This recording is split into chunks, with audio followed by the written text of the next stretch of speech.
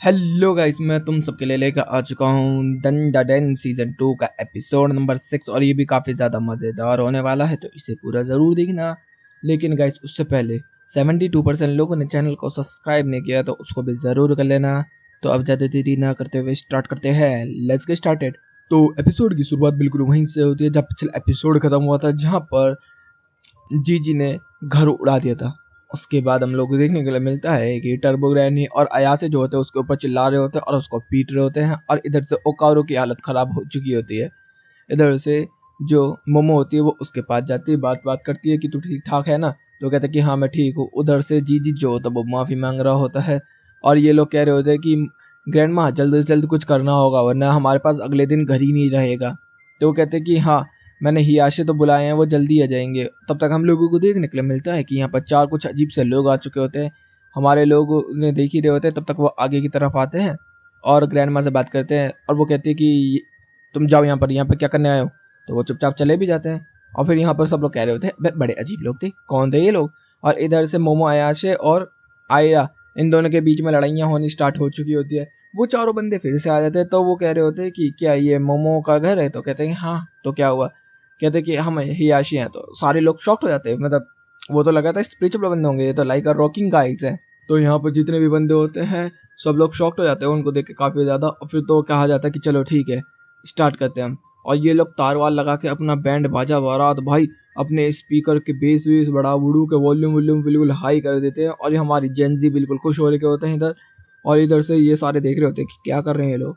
तो इधर से जो ग्रैंड माँ होती है वो बता रही होती कि ये लोग जो है ये लोग बहुत अच्छी तरीके से स्पिरिचुअल पावर के ऊपर अटैक कर सकते हैं, लेकिन स्पिरिचुअल पावर को महसूस नहीं कर सकते।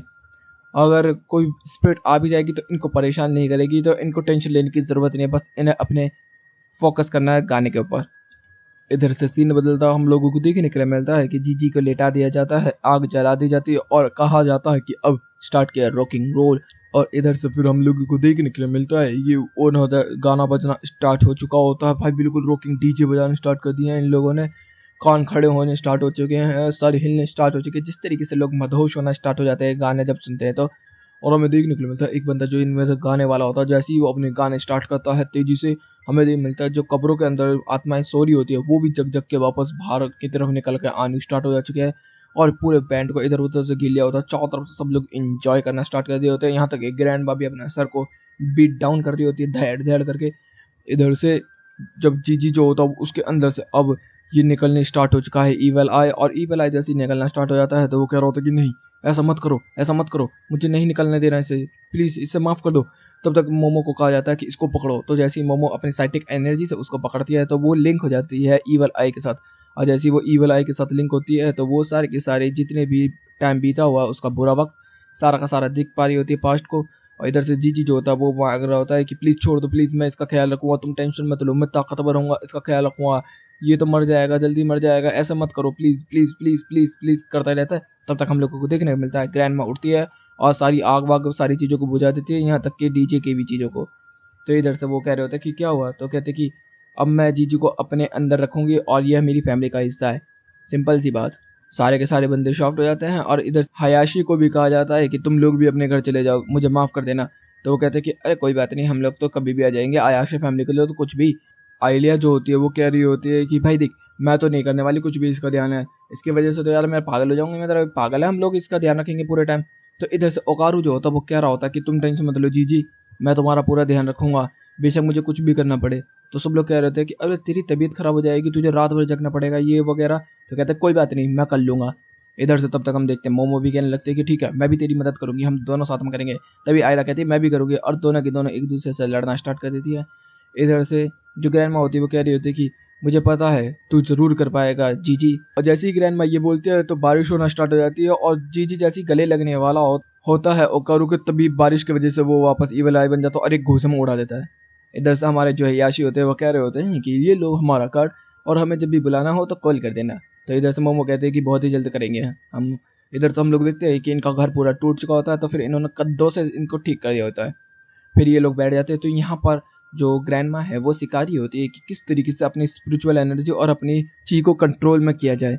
तो इधर से उसको एक पोजीशन में बैठने के लिए बोला जाता है और कहा जाता है कि तुझे कोई धक्का भी दे तो गिरे नहीं, तो इधर से मोमो जो होती है वो कह रही होती है कि जी मुझे धक्का दे, और जी मोमो को धक्का देने की कोशिश करता है लेकिन वो होता नहीं है। तो वो बताता है कि अच्छा ये तो वही है ना जो तू बचपन में सर के ऊपर उंगलियां निकाल के करती थी। तो कहती है कि हाँ पहले मुझे भी बेवकूफ़ वाला काम लगता था लेकिन अब मुझे लगता है काम में आ गया। तो कहता है ठीक है मैं भी करूँगा, अब वो करना स्टार्ट कर देता है।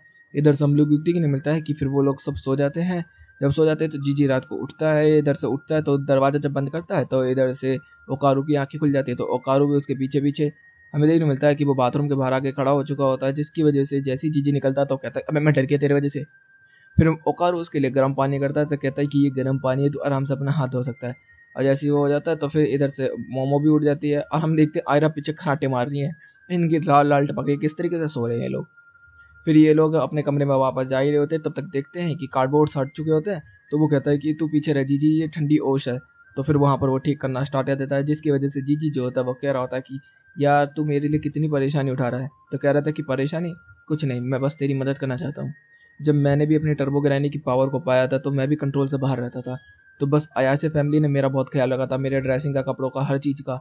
मैंने काफ़ी ज़्यादा इनको परेशान किया था और जब मैंने काम करके इनके पैसे वापस करने चाहे तो इन्होंने बस मेरे से बोला कि अगर तू इसको एहसान मानता है तो अपने जैसे किसी बंदे की मदद करियो।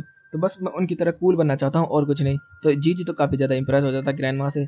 जैसा सीन बदलता हम देखते हैं आयरा जो उठती है वो उठ चुकी होती है सबसे पहले, क्योंकि इसने अच्छे से नींद ली थी। तो ये अपना फेशियल वगैरह करती है, मुंह धोती है, फिर अपने बाल वाल बनाती है, अपने मेकअप वेकअप करके आई लाइसेस बना के आ जाती है खाना खाने के लिए। और सब लोग ऐसी अभी भी नींद में ही है क्योंकि सब लोग रात को उठ रहे थे बार बार। आयरा जो होती है वो ओकारू को बार बार खाना कर करके दे रही होती है। तो इधर से मोमो जब मांग लेती है तो दोनों के बीच में लड़ाइयाँ हो जाती है। कह रही थी कि अरे उसको दे रही मुझे तो दे दे, कहती कि चल भाग यहाँ से।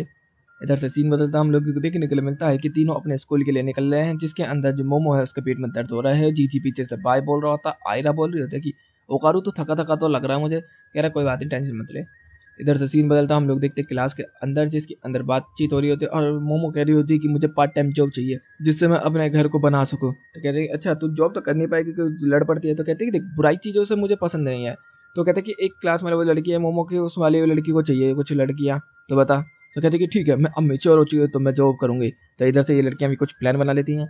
सीन चेंज होता है, हम लोग देखते हैं कि ये दोनों ओकारू के पास जाती है और कहती है कि जीजी तो अब से जॉब जाने लगी है तो जिस वजह से तेरे साथ नहीं जा पाएगी। तो कहते हैं ओके। तो कहते हैं कि चल हमारे साथ चल आओ। और वही सारे लड़कों के सामने, सारी लड़कियों के सामने उसे खचेड़ खचेड़ के लेके जा रहे होते, यहाँ तक कि उसको धक्के मार मार के लेके जा रहे होते, वो जाना नहीं चाह रहा होता। फिर उसको खचेड़ खचेड़ के लेके जा रहे होते और कह रहे होते हैं कि चल हमारे साथ, चल हमारे साथ। कहते कि मैं तुम्हारे साथ नहीं जाना चाहता। तो कहते कि बस चाय तो पीनी है। तो कहता है तो ये डेट हुई ना। तो कहते कि अच्छा मोमो और जीजी पियेंगे तो वो भी डेट होगी। तो कहता कि नहीं।